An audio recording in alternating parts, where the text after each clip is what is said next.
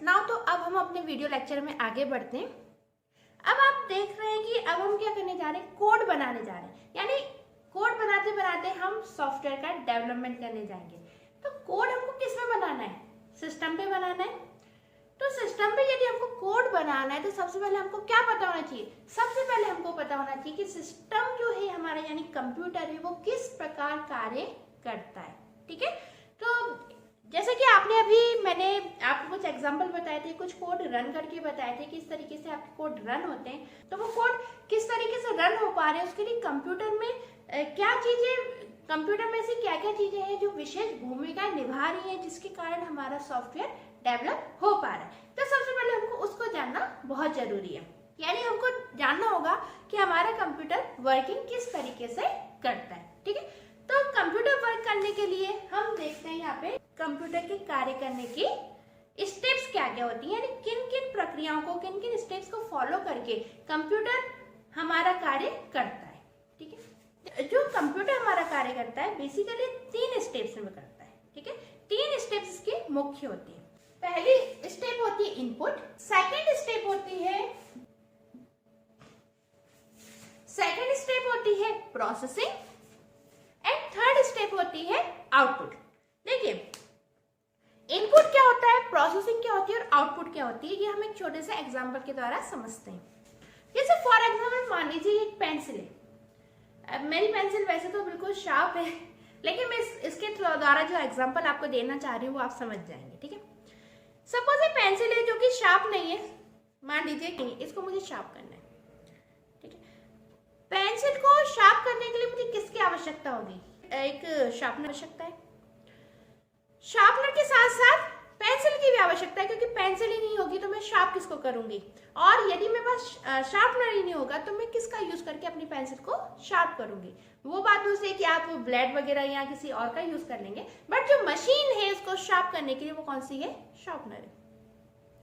यहाँ पे देखिए, सबसे पहले ये क्या है, मेरे पास पेंसिल है, यानी ये मेरा क्या है, इनपुट है। इसको क्या मानिए, इनपुट है। इसको मैंने कंप्यूटर मशीन यानी शार्पनर के अंदर डाला, यानी कि मैंने कंप्यूटर के अंदर अपना इनपुट स्टोर कराया है। देन अब मैं क्या कर रही हूँ, अपनी पेंसिल को शार्प करने की कोशिश कर रही हूँ। ठीक है, यानी मैं अपनी पेंसिल को किसकी मदद से शार्प करवा रही हूँ, इस शार्पनर की मदद से। शार्पनर जब मेरी पेंसिल को शार्प कर रहा है, यानी जो प्रक्रिया कर रहा है, वो प्रक्रिया कहलाती है प्रोसेसिंग। प्रोसेसिंग के बाद, शार्प हो जाने के बाद मुझे ये आउटपुट मिला है, यानी मेरी पेंसिल शार्प हो चुकी है, तो ये क्या है, आउटपुट है। देखिए, जो मैंने इनपुट दिया था उसी इनपुट के ऊपर प्रोसेसिंग हुई और वही इनपुट मुझे आउटपुट के रूप में मेरे सामने आ चुका है। ठीक है, तो आउटपुट के रूप में ये पेंसिल मेरे सामने आ चुकी है। ये एक छोटा सा एग्जाम्पल था। इसी प्रकार देखिए, आप सिस्टम से भी काम करवाते हैं, तो सिस्टम से भी किस तरीके से काम करवाएंगे। देखिए, कंप्यूटर भी एक मशीन है। कंप्यूटर में जब तक आप कोई डेटा नहीं दोगे, जब तक वो उसको प्रोसेस नहीं कर पाएगा। ठीक है, तो कंप्यूटर में आपको कोई भी काम करवाने के लिए, यानी आपको सॉफ्टवेयर कोड तैयार करना है, तो उस कोड को तैयार करने के लिए आपको सबसे पहले अपना एक सोर्स कोड लिखना होगा, जो कि क्या कहलाएगा, इनपुट। ठीक है, यहाँ पे देखिए, मैंने सबको सोर्स कोड लिखा। अब तो आपको सोर्स कोड लिखना आ गया होगा, यानी मैंने एल्गोरिथम सिखाई थी। एल्गोरिथम के बाद मैंने एक दो छोटे से एग्जांपल भी बता चुकी हूँ प्रीवियस वीडियोस में। ठीक है, तो उसी के अकॉर्डिंग मैं आपको यहाँ पे इनपुट बताती हूँ।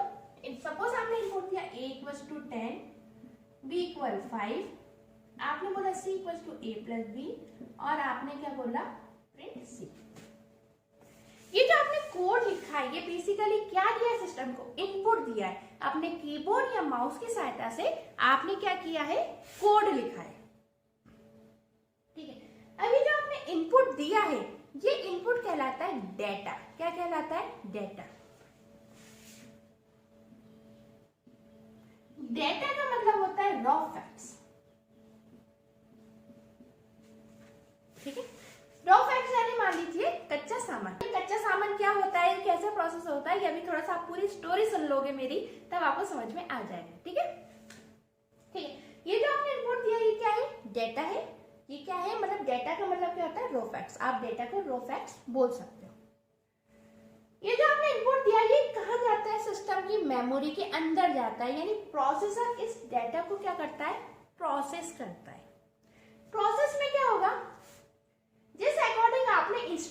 दिए हैं, प्रोसेसर उसी अकॉर्डिंग काम करेगा। कंप्यूटर एक मशीन है, जब तक आप इसको प्रॉपर इंस्ट्रक्शंस नहीं दोगे ये काम नहीं करेगा। ठीक है, कंप्यूटर एक मशीन है, जब तक आप इसको इंस्ट्रक्शंस नहीं दोगे ये काम नहीं कर पाएगा। काम करवाने के लिए आपको कंप्यूटर की मशीन को इंस्ट्रक्शंस देने होंगे, तभी वो काम कर सकता है। तो आपने इंस्ट्रक्शन दिए, इन इंस्ट्रक्शंस के अकॉर्डिंग ही प्रोसेसर क्या कर रहा है, काम कर रहा है। प्रोसेसर ने क्या किया, सबसे पहले आपने क्या इंस्ट्रक्शन दिया कि तुम ए नाम का एक मेमोरी का लोकेशन ऑक्यूपाई कर लो। यानी हम कंप्यूटर को निर्देश दे रहे हैं कि तुम अपनी मेमोरी के अंदर कहीं पर भी जहाँ भी स्पेस हो, जैसे मेमोरी मैंने आपको बताई थी, सिस्टम के अंदर मेमोरी होती है, इसमें क्या होते हैं, छोटे छोटे सेल्स होते हैं। अब इन सेल्स में जो भी डाटा हमने प्रीवियस पहले से भर रखा है वो डाटा भी है, नया डाटा भी आएगा। तो हम इससे कह रहे हैं कि तुम्हारे मेमोरी में यहाँ पे भी स्पेस हो, वहां पे तुम एक मेमोरी को ऑक्यूपाई कर लो और उस मेमोरी लोकेशन का नाम क्या दे दो, ए दे दो। तो उसने ए नाम का एक मेमोरी लोकेशन ऑक्यूपाई कर लिया, जिसको मैं अब यहाँ पे बना देती हूँ। और फिर मैंने क्या बोला, ए नाम का एक मेमोरी लोकेशन ऑक्यूपाई करो, उसके अंदर तुम 10 वैल्यू को क्या करवा दो, स्टोर करवा दो। 10 वैल्यू क्या करवा दी, स्टोर करवा दी। ये जो 10 वैल्यू मैंने स्टोर करवाई है ये कहलाती है डेटा। क्या कहलाती है, डेटा। और ये जो ए नाम से आपको दिख रहा है ये मेमोरी लोकेशन का नेम कहलाता है। ठीक है, मेमोरी लोकेशन का जो नेम है ए, ये ए मेमोरी लोकेशन का जो नाम दिया मैंने, मेमोरी लोकेशन का नाम दिया ए, ये कहलाता है मेरा वेरिएबल नेम। ठीक है, 10 जो मैंने स्टोर किया है ये क्या कहलाता है, डेटा। जो मैंने ए मेमोरी लोकेशन जिस नाम से, मतलब मैंने कहा है कि इस नाम का मेरा मेमोरी लोकेशन बना दो, तो जिस भी नाम का मेमोरी लोकेशन बनता है वो कहलाता है वेरिएबल नेम, या फिर कांस्टेंट भी बोलते हैं। अब वेरिएबल और कांस्टेंट होता तो ये मेमोरी लोकेशन का नाम ही है, लेकिन इन दोनों की थोड़ा सा कंसेप्ट डिफरेंट है, वर्किंग डिफरेंट है। वो क्या अंतर है इन दोनों में वो हम बाद के वीडियोस में देखेंगे। अभी हम इतना आगे नहीं बढ़ेंगे, बिल्कुल बेसिक पर है हम। ठीक है, तो ये क्या है, वेरिएबल नेम है, और ये क्या है, डेटा है। ठीक है, मतलब ए को वेरिएबल नेम बोल सकते हो या फिर ये कांस्टेंट भी हो सकता है। अब ये कांस्टेंट कब बनेगा, वेरिएबल कब बनेगा, ये मैं अभी आपको बोल चुकी हूँ, हम बाद में डिस्कस करेंगे। ठीक है, सेकेंड स्टेप में आइए। तो फिर मैंने क्या बोला, तुम फिर से एक बी नाम का वेरिएबल तैयार करो, यानी एक मेमोरी लोकेशन तैयार करो जिसका नाम बी दे दो। उसने बी नाम का मेमोरी लोकेशन तैयार किया और उसके अंदर डाटा क्या स्टोर कर दिया, 5। जो भी मैंने डाटा दिया है वो डाटा इसके अंदर स्टोर कर दिया। तो 5 क्या है, मेरा डाटा है। ठीक है, अब मैंने कंप्यूटर को क्या बोला, कंप्यूटर को बोला तुम क्या करो कि मैंने जो ए मेमोरी लोकेशन के अंदर डाटा दिया है और जो बी मेमोरी लोकेशन के अंदर डाटा दिया है, इसको तुम क्या कर दो, ऐड कर दो। प्रोसेसर ने वही किया, 10 और 5 को ऐड करा, 15 आंसर स्टोर कर दिया। अब मैंने इसको बताया ये जो 15 आंसर इसको कहाँ स्टोर करोगे, सी मेमोरी लोकेशन के अंदर। यानी वो जो 15 अपने दिमाग में इसने प्रोसेस किया, उस 15 को सी मेमोरी लोकेशन के अंदर क्या कर देगा, स्टोर कर देगा। अगली लाइन पे आए तो मैंने इससे क्या बोला, मैंने बोला प्रिंट सी, यानी मैंने बोला सी मेमोरी लोकेशन के अंदर रखी हुई वैल्यू को तुम क्या करा दो, प्रिंट करा दो। तो सी मेमोरी लोकेशन के अंदर क्या वैल्यू रखी हुई है, 15, तो उसने आउटपुट में प्रिंट करवा दिया 15। अब ध्यान दीजिए, ये जो आपने दिया था ये क्या था, डेटा था, यानी रॉ फैक्ट्स था, यानी कच्चा सामान आपने दिया था। सिस्टम ने इस पूरे सामान को क्या किया, प्रोसेस किया, यानी तैयार किया। तैयार करने के बाद एक प्रॉपर आपको आउटपुट दे दिया, यानी एक वैल्यूएबल आउटपुट आपको दे दिया, और ये आउटपुट कहलाता है इंफॉर्मेशन। ठीक है, यानी डेटा होता है रॉ फैक्ट जो कि यूजर लेता है, फिर इस डेटा के ऊपर प्रोसेसर प्रोसेसिंग करता है, और प्रोसेसिंग करके वैल्यूएबल आउटपुट के रूप में हमको एक वैल्यूएबल आउटपुट के रूप में एक इंफॉर्मेशन प्रदान कर देता है। ठीक है, एग्जैक्टली यही काम होता है। यही काम के लिए आप एग्जांपल ले लीजिए, तो न्यूज़पेपर वालों का, न्यूज़पेपर के जो रिपोर्टर्स होते हैं वो भी क्या करते हैं, जगह जगह जाते हैं, क्या करते हैं, डेटा लेकर आते हैं सब दूर से, जो भी कच्चा सामान यानी सब दूर से कलेक्ट करके लाते हैं डेटा। फिर उस डेटा को क्या करते हैं, यानी उस रॉ फैक्ट्स को क्या करते हैं, प्रोसेस करते हैं, प्रॉपर तरीके से अरेंज करते हैं, और प्रॉपर तरीके से अरेंज करने के बाद न्यूज़पेपर के में उसको छाप देते हैं। तो जो वो न्यूज़पेपर में छाप देते हैं वो इन्फॉर्मेशन के रूप में आपके सामने आ जाती है। हर चीज में ये चीज होती है। तो एक तरीके से इनपुट क्या है, आपका रॉ फैक्ट्स है जो कि प्रोसेसर द्वारा प्रोसेस होता है, और उसके बाद हमारे सामने एक आउटपुट तैयार होके आ जाता है। अब ध्यान दीजिए, हम पढ़ने जा रहे हैं इस डेटा के बारे में, क्योंकि जब तक हम सिस्टम को डेटा नहीं देंगे सिस्टम प्रोसेसिंग ही नहीं कर पाएगा, प्रोसेसिंग नहीं कर पाएगा तो आउटपुट ही नहीं आएगा। तो अब हम जानते हैं इस डेटा के बारे में। देखिए ये जो डेटा है, मैंने जो डेटा दिया है, ये डेटा कहलाता है लिटरल्स। क्या कहलाता है, लिटरल्स। यहाँ पे देखिए मैं 10 दिया है, 5 दिया है, ये क्या है, लिटरल्स है।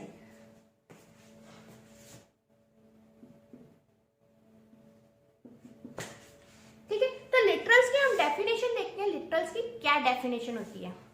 तो यहाँ पे देखिए लिटरल्स की क्या डेफिनेशन होती है, लिटरल्स की डेफिनेशन होती है, literals is a raw facts. Literals क्या है, रॉ फैक्ट्स हैं, यानी कच्चा सामान है, जैसे 10, 5 मैंने दिया, ये क्या है, रॉ फैक्ट्स हैं। 10 हुआ, 5 हुआ, ये रॉ फैक्ट्स हैं। ठीक है, तो ये क्या है, मेरे लिटरल्स हैं। Literals is a raw fact given in a variable. ये लिटरल्स मैंने किसमें दिए हैं, वेरिएबल में, गिवन इन अ वेरिएबल और कांस्टेंट, जो कि वेरिएबल या कांस्टेंट में दिए जाते हैं। अब ये वेरिएबल क्यों, वेरिएबल कब बनता है, ये कांस्टेंट कब बनता है, इसके लिए तो हम आगे के वीडियोस लेक्चर्स में देखेंगे। ठीक है, तो आपको लिटरल्स की डेफिनेशन समझ में आई। अब हम देखते हैं हमारा जो पाइथन, जिस पाइथन सॉफ्टवेयर को हम पढ़ने जा रहे हैं, पाइथन लैंग्वेज को हम पढ़ने जा रहे हैं, उस पाइथन लैंग्वेज में कितने प्रकार के लिटरल्स होते हैं। तो यहाँ पे देखिए पाइथन 5 प्रकार के लिटरल्स को सपोर्ट करता है। पहला होता है स्ट्रिंग लिटरल। स्ट्रिंग लिटरल यानी जब भी आप ऐसा कोई डेटा कंप्यूटर के अंदर स्टोर करते हैं जो कि नंबर ऑफ कैरेक्टर से मिलकर बना हुआ। नंबर ऑफ कैरेक्टर मतलब यहाँ पे देखिए, सपोज आपने एक मेमोरी लोकेशन बना दिया, यहाँ पे मैं इसका एग्जांपल बता रही हूँ। आपने एक ए नाम का मेमोरी का लोकेशन बना दिया, या मान लीजिए आप ए के बदले आप एक नेम नाम का मेमोरी लोकेशन बना दिया। ठीक है, नेम नाम की मेमोरी के अंदर आप क्या स्टोर करा दो, किसी का नेम स्टोर करवा दो। आपने स्टोर करवा दिया, आपने किसी स्टूडेंट का नेम एंटर करवा दिया, किसी का नाम एंटर करवा दिया XYZ। देखिए जब भी कोई भी सिंगल अल्फाबेट आप लिखते हो, जैसे सपोज आपने सिंपल A लिखा या B लिखा, सिंपल, अगर ये सिंगल है, केवल A है तो ये क्या कहलाता है, कैरेक्टर। अकेला B है तो ये क्या कहलाता है, सिर्फ और सिर्फ कैरेक्टर। लेकिन जब एक से 2 या 2 से अधिक कैरेक्टर एक साथ लिख दिए जाते हैं, जैसे कि हमारा नाम, ठीक है, हमारे नेम में क्या करते हैं, 2 या 2 से अधिक कैरेक्टर का यूज करते हैं। तो जब 2 या 2 से अधिक कैरेक्टर मिल जाते हैं तो हम उसको क्या बोलते हैं, स्ट्रिंग बोलते हैं। क्या बोलते हैं, स्ट्रिंग बोलते हैं। ठीक है, तो यहाँ पे देखिए किसी का भी नाम अकेला X नहीं है, नाम क्या है यहाँ पे XYZ, यानी जब 2 या 2 से अधिक कैरेक्टर एक साथ आपको मिल जाते हैं तो वो चीज क्या कहलाती है, स्ट्रिंग कहलाती है। सो string is the number of collection, string is the number of characters. तो 2 या 2 से अधिक कैरेक्टर के समूह को, यानी 2 या 2 से अधिक कैरेक्टर के कलेक्शन को हम स्ट्रिंग कहते हैं। ठीक है, तो जब भी ऐसा कोई लिटरल आए जिसके अंदर हमने हमें स्ट्रिंग एंटर करवाई हो तो हम ऐसे लिटरल को बोलते हैं स्ट्रिंग लिटरल।